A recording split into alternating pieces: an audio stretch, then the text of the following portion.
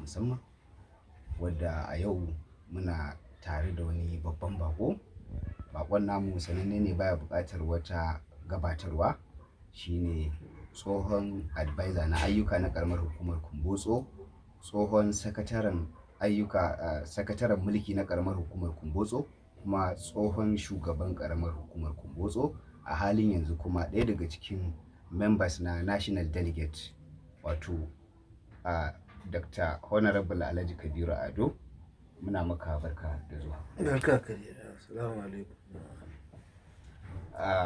Yanayi na siyasa a yanzu akwai abubuwa da suke tasowa musamman a jam'iyyar ku ta APC.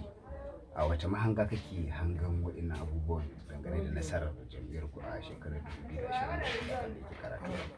To, a'udhu billahi minash shaitanir rajim. Bismillahir rahmanir rahim. Gaskiya na ji daɗin wannan tambaya ta zo a daidai kan gaba, musamman ma a halin da ake ciki na 'yan rigingimu da suka ɗan kunno kai a cikin jam'iyyar APC ta jihar Kano. Kuma wannan rigingimu da suka bullo abubuwa ne na garɗin dimokuraɗiyya. Kuma ita daman dimokuraɗiyya kamar inda masana suka bayyana ta, sun bayyana ta a cewa duk lokacin da aka samu irin waɗannan damammaki ta nasara 100% na jam'iyyar APC, kuma akwai mahanga da za a iya samun irin waɗannan rigingimu. Kuma ina tabbatarwa da al'umma cewa Allah yadda za a bi duk inda za a bi a zo a yi maganin waɗannan matsaloli. Domin a baya an yi rigingimu ma da suka fi wannan a jam'iyyu da suka gabata. Kuma dukkanin abin da yake kawo wannan rigingimu magana ce ta tumbatsa. APC ta yi cikakkwari, duk ƙalawa na a cikin siyasar Kano da kuma Najeriya za ka ga cewa yana cikin jam'iyyar APC. To kuma wannan nan duk abubuwa ne na ganin cewa kakar zaɓe ta kusan gabatowa. Kowa yana so ya yi wa kansa gurbi, yana so ya zama cewa a'a, ko yana hangen wata kujera ta gaba da wacce yake kai, ko kuma ina so ya zauna a kan kujerarsa domin ya ci gaba da yi wa mutane hidima da kuma mulkarsu a cikin waɗannan kujeru. Kuma waɗanda ma ba su da kujeru su ma suna yi wa kansu fata cewa suna so su zama a cikin ɗayan biyun waɗansu kujeru da suke wannan. To dukkanin buƙatu ne suka tattaru na mutane, shi yasa aka samu waɗannan rigingimu ma a cikin jam'iyyar APC. To kusa a ƙaramar hukumar Kumbotso akwai irin waɗannan tsage-tsage na rikice-rikice, wanda kuma a lokacin mulkinka da ka jagoranci ƙaramar hukumar Kumbotso babu wasu abubuwa makamantan haka. Wasu irin hikimomi dabaru kai amfani da su a wancan lokacin wani ganin cewa ka riƙe jam'iyyar APC a ƙaramar hukumar Kumbotso ba a samu hatsaniya ba? To gaskiya abin da ya janyo haka abubuwa ne guda ɗaya ko zuwa guda biyu. Na ɗaya dai gaskiya ni na daɗe a cikin harkokin siyasa. Tun lokacin jam'iyyar PRP nake a cikin harkokin siyasar Najeriya da kuma jihar Kano.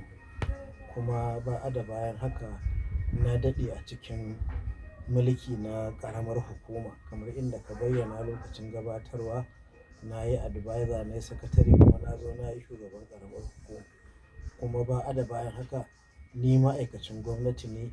Na yi aiki a gwamnatin jiha, na yi a ƙaramar hukuma, na yi a gwamnatin tarayya. To kuma kasancewa ta ni ɗalibin kimiyyar siyasa ta duniya, wato irin zai yi wahala a ce ba zan iya riƙe kowa da kowa na gan shi ba. Saɓanin yanzu da mutane suke ganin a'a, kai mai kirki ko wanda yake iya gabatar da abu, a'a mai ka ɗauko ka ba wa mutum ya zama mai kuɗi. Saɓanin mu tarbiyyar mu ta siyasa da kuma yanzu mu abin da muka koya kuma muke so mu gabatar a gwamnati shine komai ƙanƙantar mutum mu ba shi girmansa, kuma komai girmansa mu ba shi girmansa. Amma yanzu buƙatu na mutane sun danne cewa a'a, za ka ji ɗan uwa da ɗan uwa ina yi wa ɗan uwansa gori, me aka taɓa yi maka, me ka samu. Siyasa ba a yin ta da me ka ƙirga me ka samu. Ina jin mutane idan aka ɗora siyasa a kan haka, wannan abu shi ya janyo rikicewar siyasar ƙaramar hukumar Kumbotso a yanzu, wanda kowa yake da buƙata sai an ɗauki wani abu na mutane an ɗunguma masa, ya ga shi ma ya fita da fitarsa. ni kuma inda nake kallon siyasa ba haka ba ce. Magana ce ta ka zo ka hidimta wa mutane aiki, ka yi musu ƙoƙari, ka tallafa wa matasa, ka ɗebi mutane aiki, ka ba su wani abu da za su yi dogaro da kansu.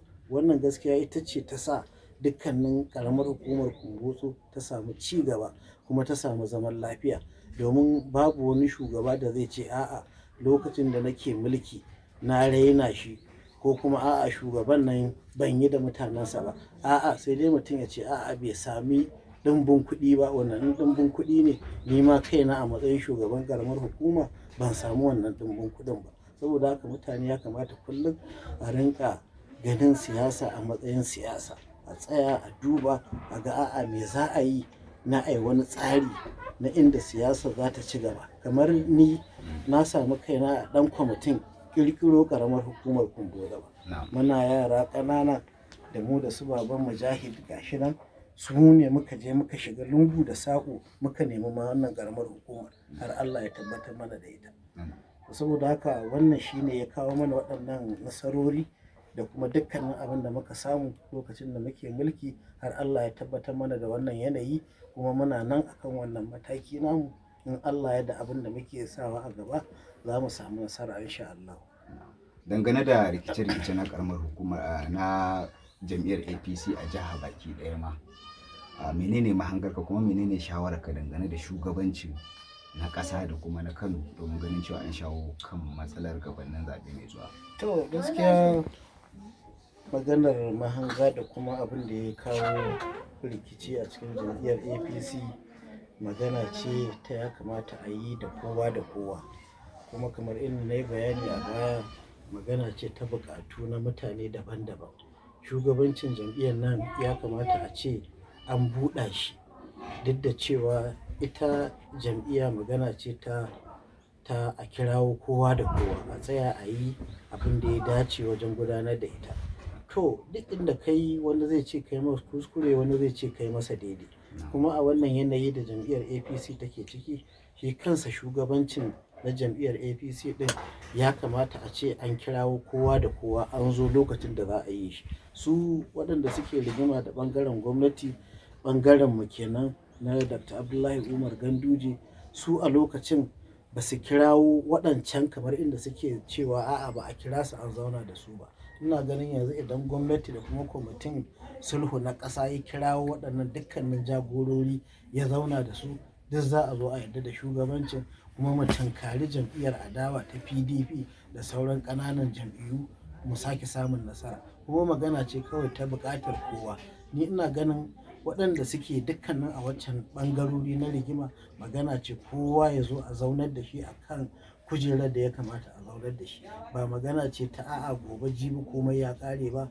Ni ina kira da shugabanni da a zo a zauna a tattauna a san ina za a ci gaba da irin waɗannan abubuwa. Amma bai dace a matsayin siyasar Kano wacce ta bunƙasa, mu ne muke ba da shugabanci a dukkanin siyasar Najeriya, ko ƙuri'a ko gwamnati ko komai, a zo a ce a'a mu shugabancin mu ma mun yi guda biyu ba. Saboda haka ina kira da dukkanin ɓangarorin nan da mu zo mu zauna, tunda an zo an yi zaɓen nan mu zo mu yarda da shi, mu zo saura a tara gaba, a zo a ci gaba da jam'iyyar APC. Allah ya ba mu nasara a dukkanin matakai na mulki da suke tasowa insha Allah.